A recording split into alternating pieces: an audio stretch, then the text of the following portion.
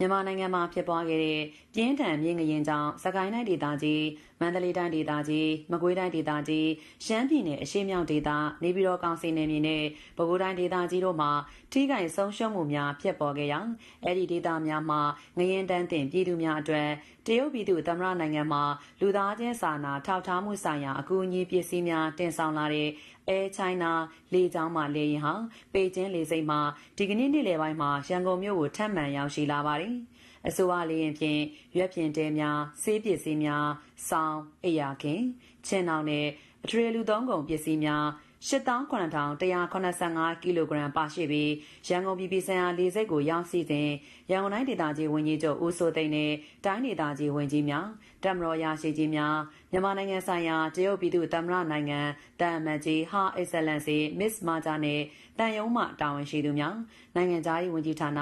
လူမှုဝန်ထမ်းကယ်ဆယ်ရေးနှင့်ပြည်내နေရာချထားရေးဝန်ကြီးဌာနတို့မှတာဝန်ရှိသူတို့ကလက်ခံကြိုဆိုကြပါတယ်